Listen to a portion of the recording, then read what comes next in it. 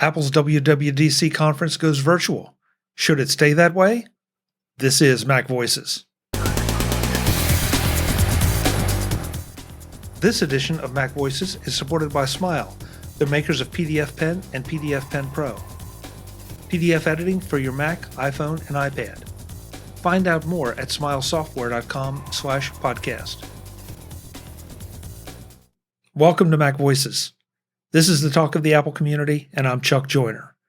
Folks, this is part 3 in a 3-part MacVoices live conversation. The first 2 parts focused on chat applications and security, both for those chat applications and in general. This time, though, we completely shift the topic and talk about Apple's announcement of a virtual Wwdc again this year. The panel has some thoughts on what it means to them as attendees and what it can mean for the future of the developer community. So let's get to it. Well, let's shift subjects, and I'm going to skip over the second one we had picked for tonight. We can get to that if we want to later, but just today we had the announcement that WWDC will be virtual again this year, which is I don't think it can be much of a surprise to anybody. It is definitely a disappointment, but it's not a surprise. So the real question becomes: is WW going to be now permanently virtual? Lot of speculation about that. That's for sure. Very likely, but I hope I'm wrong when I say very likely. Let's ask the sole developer here what he thinks. Oh, well, I'm not really a developer, but I have a developer's account. Do you play one on TV? I play one on TV. Okay. I'm actually on the App Store. That's true. Yeah. Jeff and Jim are the 2 people that probably are most qualified to comment. Yeah. The irony is, for me, it's a sticker pack, but whatever. I'm on the App Store, man. No, seriously, they really need, from a selfish standpoint, to have an in-person component to WWDC. This year is not the year to do it. Maybe next year. Hopefully, it can be next year, but with as smoothly as this has run as an online-only event, I could see Apple saying, let's just keep doing it this way because it's much more efficient. And seriously, for them, this is much more efficient. And sure. It probably costs a lot less to do it this way. And and I'm afraid they're just going to keep doing it as online only. Although, man, we miss out on so much. I disagree because I feel like Apple has a vested interest in continuing to show up for the community. And one of the things that does that is the sort of pats on the backs they can give themselves the first day of WW, the Developer State of the Union, all those sorts of things that we have become accustomed to that they do every year. One of the things that I think is the more interesting is, and this is what we talked about today on Daily Observations, was the in-person appointments with Apple employees. And I know they did them last year and it was, over Zoom or something. And I have not heard from anybody how well those went. I would like to know, observations@macobserver.com, if you're a person who got one and want to tell me about it and how it worked and if you preferred it. I think there's a certain amount of it that's like that Apple is probably relieved by, because it means that, Jeff and I can't go get some Apple employee drunk and get them to tell us stuff that we're not supposed to know. Like that would ever happen. No. Like that would ever happen. Oh, but, in theory, wink, wink. So, but some of the community piece of it. I mean, everybody knows that way more, 5,000 people show up for WW and another 5,000 or more show up because WW is happening. And all my friends are going to be there. So I'm going to go and I'm going to hang out with people in person. I'm going to go to AltConf. I'm going to go to Layers. I'm going to go to whatever, and there's 3, I think, other conferences that go on at the same time just because everybody's showing up for WW and it gives them something else to do. And that's even setting aside Like that's even before you get to the nice thing about conferences, which is it's very easy to go to those sessions when you don't have anything else to do because you are in that place and not in your house where you have to walk the dog and unload the dishwasher and live your life and do your errands and all the other stuff that you do when you're home. But now, like, I'm expected to watch these videos all day instead of going to the talks in person and following up with people afterwards. And like, hey, Jim, you were in that session just now. And like, I would really like to talk that over with you because I have an idea about a thing and I know that you use it. And so could, you know, if I buy you a sandwich up the street, like, will you come help me work this thing out? And like, that kind of stuff doesn't happen if we're not in person. So what I hope is that Apple learned that by kicking that door open and making it so much easier and so much more important to be a person who wants to attend, even if you're not there, that we still get that in-person aspect. I really, really, really want for that to be true.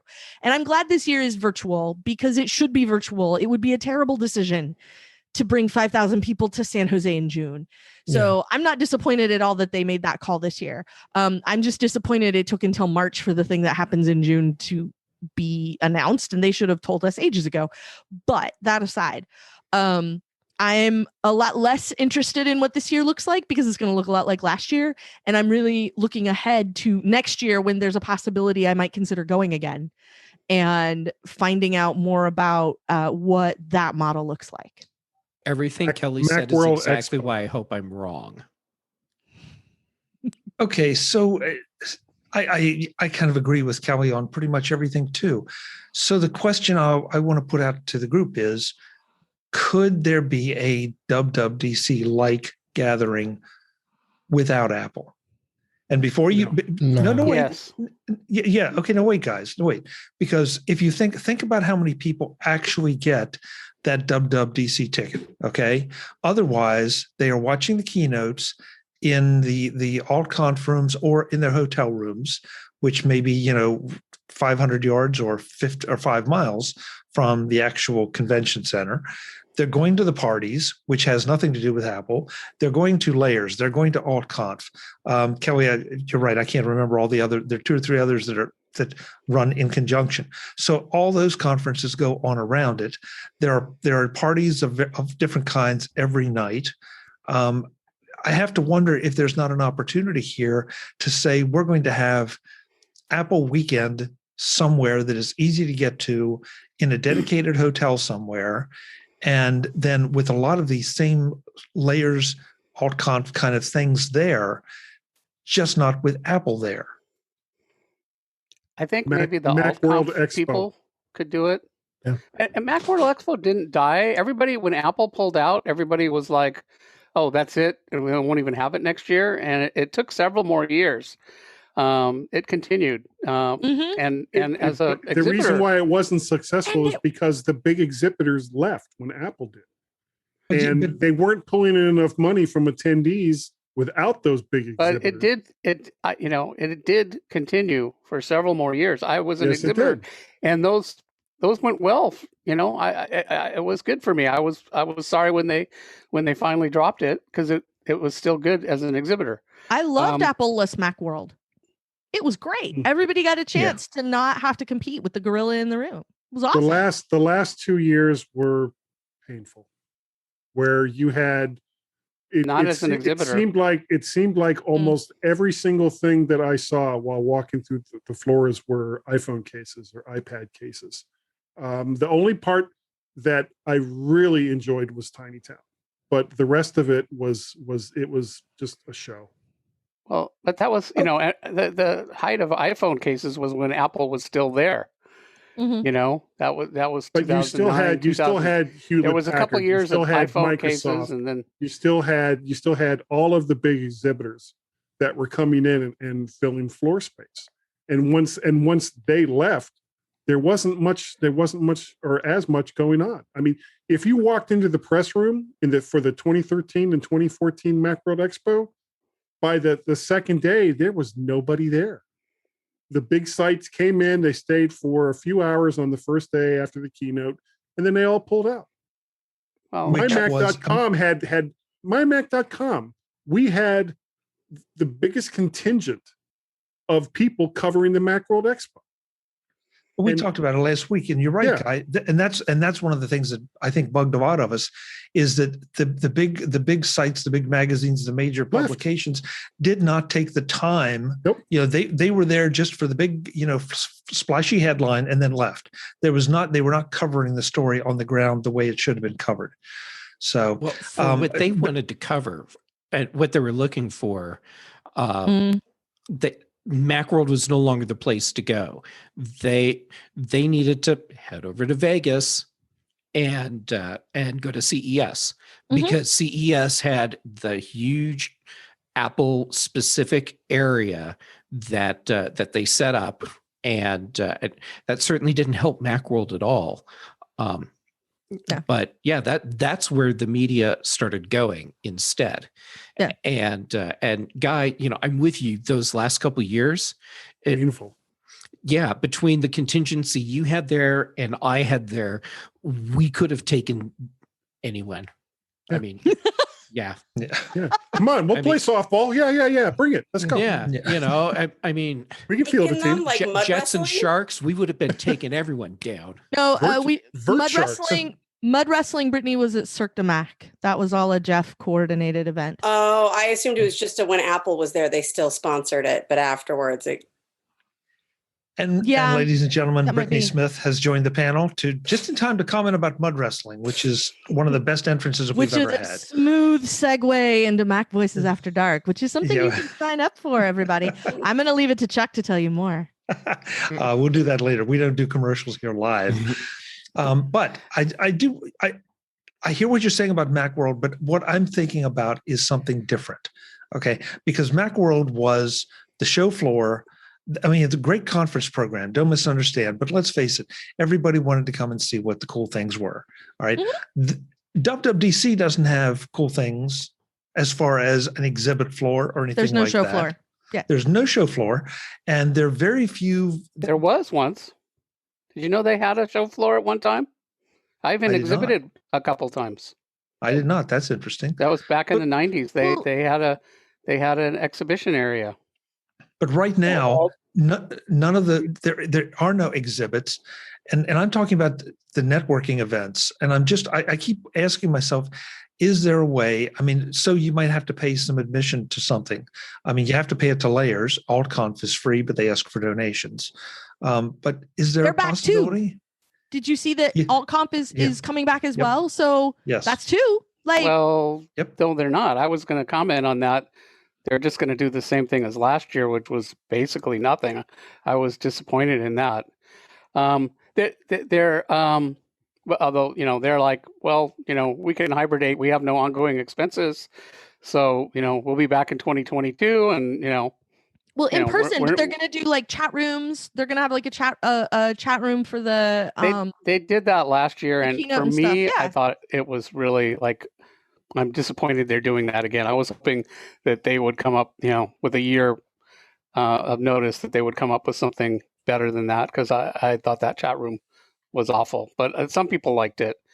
Oh, and by the way, I wanted to mention, because Kelly, you were asking about the labs, and I did not do a lab last year, but I did talk to quite a few people that did do them. Yeah. It wasn't Zoom, it was Cisco, but same idea.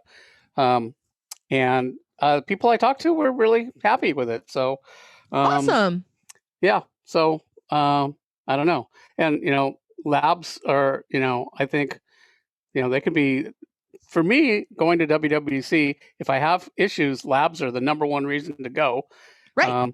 And the number two reason to go is all the offsite events, basically. And the number three reason to go is sessions. And that's really not it. For me, I think it's not really a reason to go at all. So in 2019, I think I only went to 4 sessions in the room because you can watch them all later. And I did watch some in my hotel room, and I watched one from the lounge downstairs. It was really weird. I'm looking at my iPad and I'm like, oh, this is going on 300 feet from me, but I can't be bothered to walk up the stairs to go to it. I also turned out I had a broken foot. That'll slow you down. Yeah, it does. Wow. Chuck, but yes, yeah, Jeff. Well, I very flippantly at the beginning said, no, you can't do this without Apple. The reasons that I think it would be incredibly difficult to pull off a developer conference event without Apple is because if you want to have a big conference event, and I'll consider WWDC a big conference event, you need to have the big anchor presence that draws the people in. And that's what Apple does as part of WWDC. When you take Apple out of the mix, now you don't have the big anchor to draw all the developers in. And so now you're into what was what I was seeing as just the trend across the board prior to the pandemic, which is what I call boutique conferences, where they're smaller, 200 people and less, and in many cases, maybe just 50 people, but they're very focused conferences, and so you get this more intimate environment, and they're much easier logistically to pull off. And that's what I was seeing a lot of. And so I think unless you get that big company to be the draw, then you're just going to have a really hard time pulling off a larger conference type event like that. This edition of Mac Voices is supported by Smile, the makers of world-class software like Pdfpen and Pdfpen Pro. Today, I want to tell you a little about Pdfpen's annotation capabilities. That sounds pretty basic, right? Well, it is. Adding your thoughts to a document is a basic use for PDFs. What makes Pdfpen different is the wide variety and control you have over your annotations. Highlighting, underscore, or strike through are the obvious options. But what about adding your own text, images, or signatures? Or freeform circles, rectangles, or any scribbled shape that you can devise? Don't want to write anything down? Make your annotations in audio by recording or playing back your thoughts on the document. Or just make a correction yourself if it's a simple typo using the editing feature. Notes, comments, and even cloud annotations are all supported. And of course, if you're using Pdfpen for your iPad, you get all the features you would expect that come from Apple Pencil support. In short, if you have a need to put a note on a PDF, Pdfpen can do it any way you wish. Find out what Pdfpen and Pdfpen Pro can do for you by visiting smilesoftware.com/podcast. Learn all about the features, then try them for yourself with the free demo. That's smilesoftware.com/podcast to learn about Pdfpen from Smile, the makers of world-class software. Thanks to Smile for their support of Mac Voices. I think AltConf might be able to pull 500 people, which is about what they're pulling now. But aren't a lot of those people there because of the other conference? They're there because the other people are there. Yes. So, what I was going to say was what I discovered. So, I used to hear of people going to WWDC without a ticket. And I was like, what? That doesn't make sense. Why would you do that? So I went in 2018, I had a ticket, and I wound up spending a bunch of time at AltConf, though, and I figured it out. And I was like, from now on, I am going in person whether I got a ticket or not. So in 2019, I did get a ticket, but like I said, I didn't go to conferences live except for a few, and those were basically because I had nothing else to do. But I was like, all right, there's nothing, But most of the time I spent at AltConf, and I figured out the thing to do is to stand at the top of the escalator in the Marriott, and people, the world just comes by and watch the internet go by. Mm-hmm. And what I figured out was, so I've been to 7 or 8 WWDCs. It's really hard to meet people at WWDC. It's too big. 5,500 people, that's the attendees plus the Apple engineers. It's too hard to meet people. They're all rushing here and there. Not that I don't meet anyone, but, and plus the people that go to WWDC, they go there because they got a ticket. And I suspect there's probably 50,000 people that would like to go to WWDC, but only 5,000 could go. Now, Apple knows now because they know how many people enter the lottery. So the people that come to AltConf, those are the people that really want to go. They didn't have a ticket for the most part, and they're like, I'm going anyway. And I met so many interesting people at AltConf, and all the cool people were there. And I'm like, this is where the people are that I want to meet. They're not next door. They're here at AltConf. So I think there's a good chance if Apple didn't have a physical event, that AltConf could still rent out the Marriott. And I think there's a lot of people now, after several years of doing it, that had that, AltConf was great. I'll go. I would go. I'd certainly go 1 year to try it. And I think, it wouldn't be the same as WWDC, no question. And I don't think there'd be, all the add-on events. But, and if AltConf came and then, remember there's like John Gruber has a show. He'd probably come do that. But does he have a show if it's not WWDC with Apple? I think he might. He's still, and Apple's still going to do a keynote. They still did a live keynote. So everybody could come into AltConf and watch the keynote live. I think people would do that. That's still Apple doing a thing, though. No, people go watch that at AltConf. I know, but rents a room. They could still rent a room and put it, just because, if we can go to a room, we can go to a room with AltConf and watch the keynote together. And I have, and it was great. Yeah. Yes. I mean, Brittany's point is that it's Apple doing the speaking. And what I was proposing was just a no Apple involvement kind of event, just a Mac iOS, Apple TV developer event. We have a precedent for that of sorts, right? Mac Stock. I mean, there's no Gruber at Mac Stock. I don't care about in person. Yeah, but I don't care about Gruber. I mean, although we're talking about not yet events without Apple, and sort of Mac Stock evolved is sort of fill the void left by in the demise of Macworld. And Kelly, have you haven't been to Mac Stock, right? Yeah, I've been. Have you? Yeah. I hung out I'm with not you Kelly. there. I'm sorry, Brittany. Right. I meant Brittany. I have not been in person to Mac Stock. I've only been once, but it's surprising, and that was one of the things that attracted me. And I went, and it was like even more was, wow, there were a lot of high-profile people from our community at Mac Stock. A lot of high-profile bloggers and podcasters. It was not like a random user group selection. There were a lot of really high-profile people. Yeah, I was there. I haven't been to a user group either. I'm gonna have to invite you, Brittany. So Brittany, I want to get you in here because you've been peppering some comments in, but you and I met at DubDub. I mean, if I hadn't gone to DubDub, and I never have had a ticket to DubDub because I have no reason to, because I'm not a developer. Brittany, you're not a developer. You didn't have a ticket to DubDub, but you went for whatever reason you went. We met, and here you are. So I would not have spent a large part of the last year talking to you once a week if not for that. And that's, I mean, those are the kind of connections that get made. Brian in the chat room says, from what I understand, the big companies will be fine, but it's the smaller companies that will really miss out on the networking that can happen at live expos, linking up with the big companies. And I agree with that. It's also the individual networking and things that happens, and the connections that you make, and those connections endure, a lot of them over the years.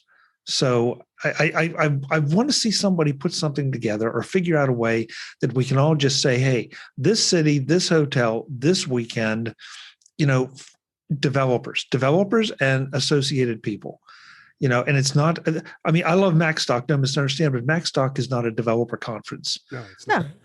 It's a user conference. And we all consider ourselves part, and it's a community conference. Yeah. Yes. And it's great for that. I wouldn't write off Apple and that's yet. all it ever wanted to be, which I think matters a little bit when we talk about like conferences like this. It's not like MacStock didn't aim to be something and turn into something else. This was MacStock's intent from the get-go, which is great. And there's a place for that. And like my favorite thing about MacStock is my favorite thing about most conferences, which is the hallway track. And that's the part that I have yet to find a way to replicate online, because there's nothing like rolling up the escalator and there's Chuck with his video set up. And, as I am on the escalator, this actually happened. I was on the escalator headed to AltConf when it was still in San Francisco.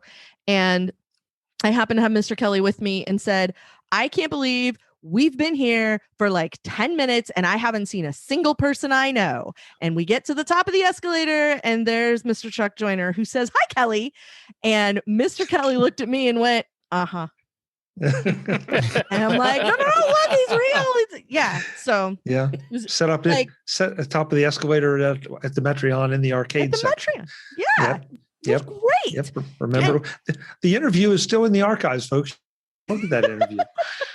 But Brittany, I mean, what are your thoughts? Because we often turn to you to try to figure out what people are thinking because of what you do. So what are people? I mean, what should people be thinking about? And Kelly, remind me. I want to come back to the hallway track in a minute. But Brittany, what are people thinking about which? About this whole thing? I mean, how? In a world that we're making more and more virtual connections out of necessity right now, we definitely want to get back. But how do we motivate people to connect other than in person, at least until that's an option again? I think many people have been motivated to connect because they haven't had a lot of their normal in-person connections. I don't know that there's a problem with motivation. Okay. I mean, the groups I volunteer with have had tons of people reaching out because they've felt so isolated or they've been struggling. And I don't, at least not in the places I walk, they want to connect. Well, sort of to swing this around, and I wanted to go back to Kelly's hallway track. I mean, without intending it, as we've developed MacVoices Live here, that's kind of what we've tried to do. We've tried to reach out to the audience and say, hey, come chat with us. I mean, early on, we were having some of the folks come in and join us on YouTube, and I want to find a way to do that again. On Zoom, pardon me. We're inviting them to chat in the YouTube chat room and the Facebook chat rooms. We're trying to engage them, not just for us, but also for them, between each other. And Frank Petrie's not here tonight, but I mean, the amount of interaction in Mac OS Ken Live. Now, Ken just shut that down for a number of reasons, but there was a great deal of audience interaction there, and I'd like to see that happen here. But I can't figure out how to convince people. Listen, we have X number of people watching right now, and probably there've been only 3 or 4 participating in the chat room.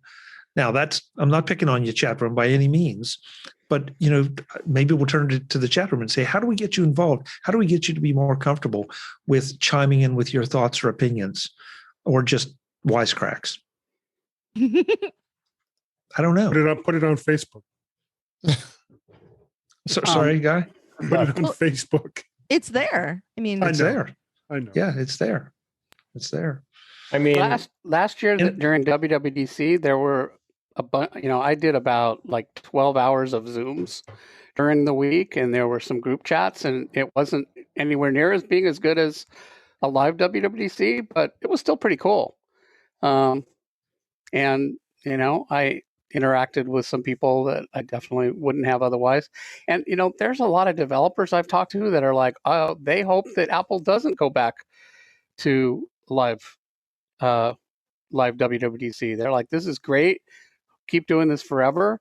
There's a lot of people, especially if they're outside the United States, they're like, I could never come to a WWDC. It's impossible. It's way too expensive. It's, there's visa problems and all that. And so I've heard a lot of people, I don't agree with that. I hope that it does, start up in person again. But there are a lot of developers that are like, this is much better. Don't ever go back.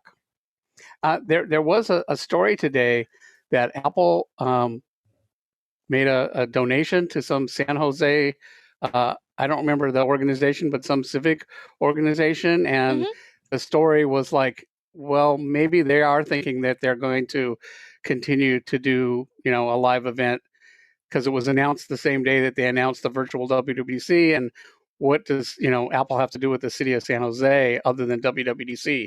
So maybe they're planning on continuing to get back to live events. And I'm sure there's a lot of top Apple people that, as I think somebody was alluding to, that just really enjoy WWDC themselves. And whether it's a good business decision or not, I think Apple people there like meeting people in person too. Yeah. And we talked about the number of people that show up in San Jose every June. And I know last year there was some news made when Apple made a big, I don't remember who it was they donated to last year, but it was like the Tourism Association or, something like that. Like in response to all the people that come to town in June are not going to be there this year. And so we're here to help, we want to help offset some of that because there's no way we can pull that off this year. Right. And so I think there's a certain amount of that as well. Andrew, you were trying to say something earlier. Did you want to join in? I mean, I guess my question is just kind of the same as yours is, Chuck. I think it's really interesting to wonder how many people's lives have changed because of the pandemic. And, we're all isolating and doing Zoom and doing more online things overall. And I don't know, like we all have more, at least me and Kelly, and I think Brittany, we're already doing remote jobs via Zoom. So how is this kind of an echo chamber, I guess, what I'm asking? I'm working remote for the most part. Sometimes I have to go in, but I've been isolated as well. Yeah, me too. I haven't had an in-person job in over 20 years now. Right. Hey, before we're almost ready to wrap up here, but I know Mark Fuccio had a hard out. So Mark, you snuck out on us last week, and I definitely want to say thanks for being here. Where can folks get in touch with you so they can give you personally their thoughts on what we've been talking about? Easiest place is on Twitter at Mark, M-A-R-K, Fuccio, F-U-C-C-I-O, all lowercase, one word, or you can get me at LinkedIn as well at Mark Fuccio. Great. Thank you for being here. Thank you for being here. Appreciate it. Fun. Yeah, all the rest of the panelists is fun. It was great. Unfortunately, I've got to go. So catch you all next time. Bye, Mark. Take care. Bye, Mark. So we'll let Mark maybe lead us into the out because we've been at this for a while. But folks, if you have ideas, let us know. Let us know how you feel about this. I recognize that we probably don't have a huge developer audience out there, but just from a person-to-person, standpoint, would you support interacting with these kind of things? What do you want to see in both online and in person? We'd really like to know. So I'm going to go around the screen, and the screen has been jumping around all over the place. So I'm going to try to go with it again. So that means that Mr. David Ginsburg is up first. David, where can folks find you? You can find me at In Touch with iOS at intouchwithios.com. Mr. Jeff Gamet will be on the show this week. And also find me here on Tuesday nights. You find me on Mac to the Future Go livecast, although we're not having one this week, but they're usually on some Wednesdays. Also on the Mac Show on the British Tech Network, and president of the Suburban Chicago Apple User Group in Chicago. And on Twitter, you can find me at DaveG65. Thanks for having me. Hey, thank you for being here, David. I appreciate it. Thanks. Mr. Jeff Gamet is in the other corner of my screen. Jeff, where can folks find you? I am on Twitter and Instagram. I am Jay Gamet, both places. And like Dave said, I'll be on In Touch with iOS on Thursday. And I will be doing my best to herd cats on Friday morning when I will be hosting the Mac Show for Ewan Rankin. And I get around. Just Google me. You can find me on like all the shows. Great. Thanks for being here, Jeff. Always fun. Always a blast. Mr. Guy Serle. Hey, what do you think? You can find me over on my own little website, vertshark.com. You can find me on the Mac to the Future livecast, usually on Wednesday nights, though Godzilla's to blame for us not being on tomorrow night. The mymac.com podcast, going on 11 years now with Gazmaz, as well as Guy's Daily Drive, and the less said about that, the more the police will probably stay out of it. You can find me on Twitter. I am Mac Parrot and VertShark, and the email address is guy@mymac.com. Couldn't remember it there for a minute. I'm getting old. Thank you, Guy. Good to see you. It occurred to me, Mac Parrot, VertShark. I'm waiting for your next animal. I'm thinking something with llamas. Okay. Yeah. Okay. With You regret you asked? beak for eating honey. Yeah. Yeah. Stay tuned, folks. We will explore this in the future in depth. Jim Ray, thank you for all your commentary about WWDC and from the developer perspective, especially tonight. This is really interesting. Where can folks find you? Just really quickly, I think the interest in WWDC, it might be wider than you think. One of the podcasts I listen to every week, well, every time it comes out, is Food Safety Talk, which is a couple of food science professors that talk about food safety. And I was very surprised last July to listen to their podcast, and they started talking about WWDC, and they talked about it for like a half an hour. So it's got wide interest. I think these days it's not like 25 years ago and nobody knew what it was. But anyway, Good point. You can find me at proview.com, the home of Panorama 10. So if you need a database, check that out. And then also on Twitter, at ProviewJim. You can find me there. Great. Thanks for being here, Jim. It's always fun. Andrew Orr, I'm sorry that we said that security is boring because that's your beat. So I apologize for that, but it's just kind of the way people see it. Where can folks find all your boring stuff? I actually didn't even notice that part, so it's okay. So you can find me at macobserver.com. I'm right in both Apple and privacy and security and technology and all the cool stuff. You can also find me on Twitter. My username is Andrew or Not, and I'm tweeting more cool stuff. Great. Thank you, Andrew. Thanks for being here. Kelly Guimont, who has changed her background.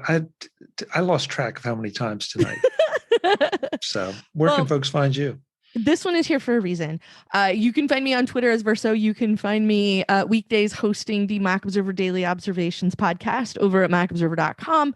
On Fridays, Andrew and I talk about security, even though it's boring. And I have a show over at The Incomparable, which has spun off from, it used to be part of the TV feed over at The Incomparable.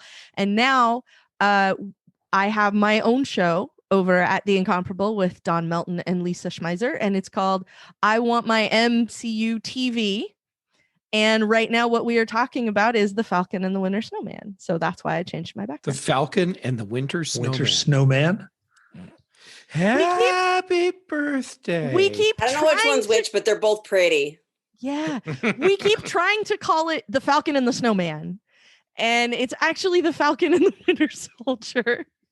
So we're all waiting for Sean Penn to show up. But anyway, so because Marvel is going to have has booked all of our Friday nights for the rest of the year or something, we are going to talk about the Marvel shows. And so we did WandaVision, and now we're our own with I Want My MCU TV, and it's Marvel television, so we'll get to talk about Daredevil, and we'll get to talk about Jessica Jones, and we'll get to talk about the X-Men cartoon from the 90s and whatever else we decide. So you can listen to Don and Lisa and I be spectacularly wrong when we theorize about what's happening next over at The Incomparable. Spider-Man and His Amazing Friends, pro or con? Pro. Kelly, I can honestly say that you are a marvel. Well, thank you, Chuck.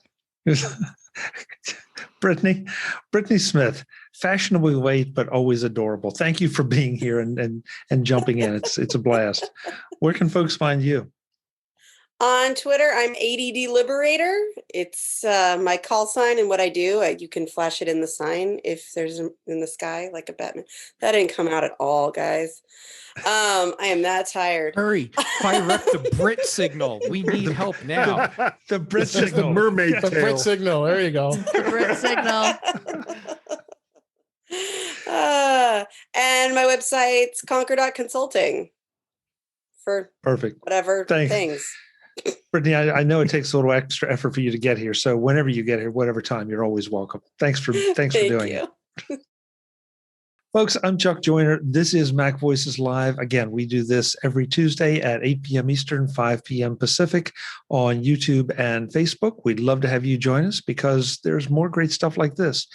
And I do feel obligated, since Kelly brought it up, that there is Mac Voices After Dark.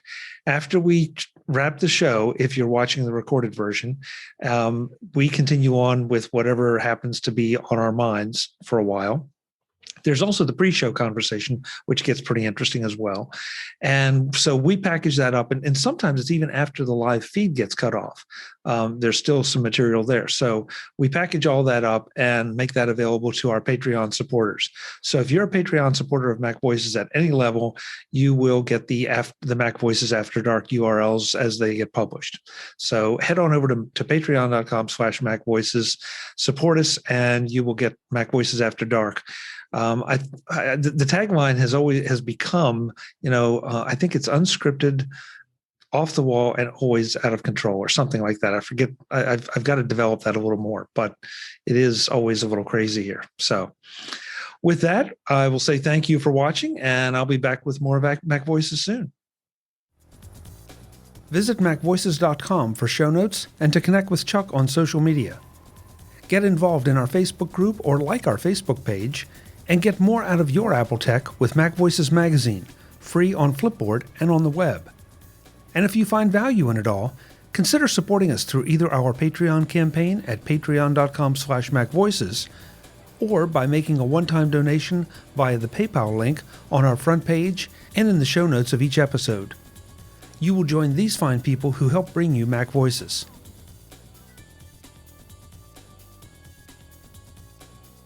Advertising handled by Backbeat Media at backbeatmedia.com. Bandwidth provided by CacheFly at cachefly.com.